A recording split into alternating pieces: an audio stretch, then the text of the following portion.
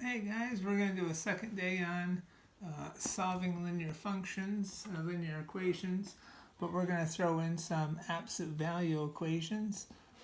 So we're starting on page 24. Here's an absolute value equation we're going to solve. And the first step is to isolate the absolute value. So that means we're going to add 9 to both sides.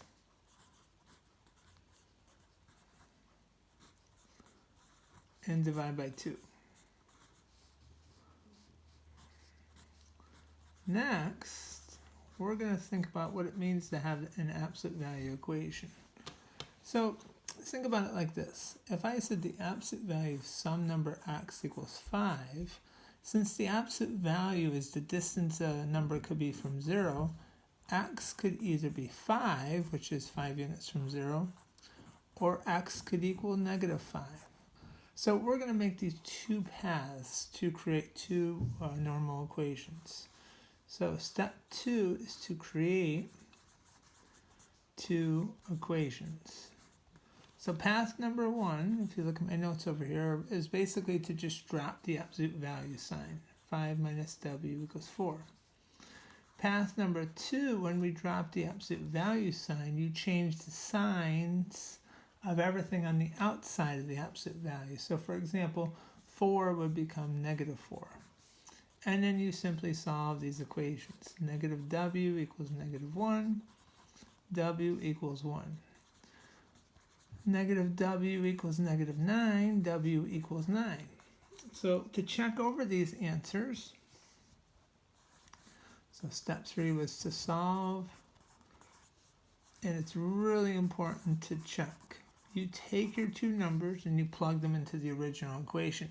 And in this situation, when you plug in 1 and 9, they both give you negative 1 on the left side. Now here's a unique situation. What if it said the absolute value of x minus 5 equals negative 7? That's impossible, because no matter what you plug in here for x, the absolute value of this expression is going to become positive. So this particular case, if this happened, you would say that there's no solution. All right, let's try number 63. 63 says you have 3x minus 3y equals negative 12, and negative 2x plus 2y equals negative 8. So when you solve a system of equations, you want to solve for x and y, of course. So you want to eliminate one of the variables. Now what you could do is you could use substitution. If one of the equations said x equals y minus 5 or y equals something, you could replace all the x's with y minus 5 and solve. But in this case, neither the first nor the second equation are close to saying x equals or y equals. So instead, why don't we use elimination? I'm going to multiply the top equation by 2 and the bottom equation by 3. Because what I'm looking at is this 3x has a 2 under it, and this 2x has a 3 above it. If I multiply by the opposite numbers, these are going to be 6's. And since the signs are opposite, they'll eliminate. If they were not the opposite, you would change one of these to negative 2 or negative 3. Let's see how it works out. So 3x, when I multiply all these terms by 2, I get 6x minus 6y equals negative 24. When I multiply all these terms by 3, I get negative 6x plus 6y equals negative 24. Now this is a unique situation because usually when you add these equations together, you end up with x equals a number or y equals a number. But in this case, you're getting 0 equals negative 48. When you have a number equal another number, it just doesn't make sense. So in that case, there is no solution.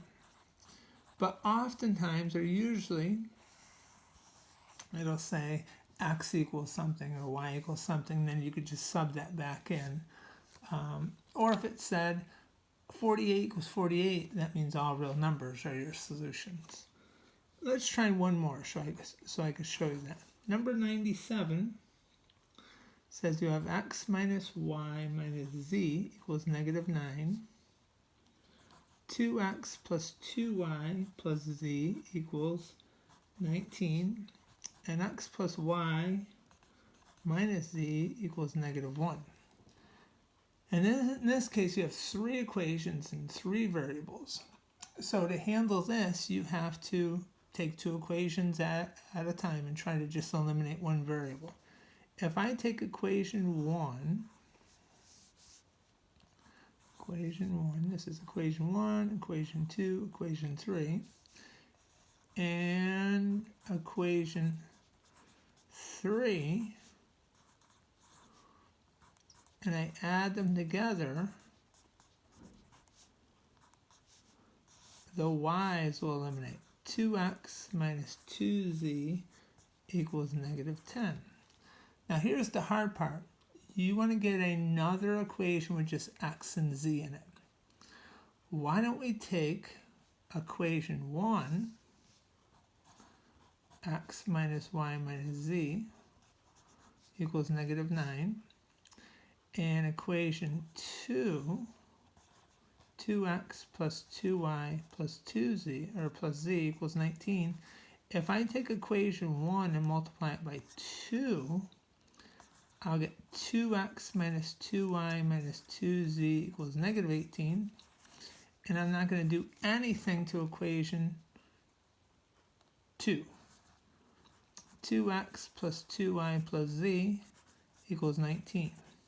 If I add them together, the y's will cancel, and then I'll have another situation with x's, z's, and of course my number. Then I could take this equation and multiply it by 2, because if I do that, there's a negative 2z here, and this will be a, actually I want to multiply by negative 2. So negative 8x plus 2z equals negative 2. This equation I'm not doing anything with. 2x minus 2z equals negative 10. When I add these together, I get negative 6x equals negative 12. X would equal 2. Now I just have to backtrack. Take one of your equations like this one, replace x with 2, and you could solve for z.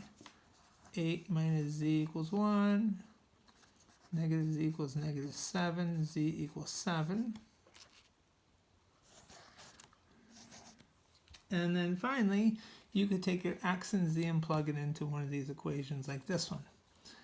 If x minus y minus z equals negative 9, 2 minus y minus 7 equals negative 9. This would be negative y minus 5 equals negative 9. Whoops, sorry guys.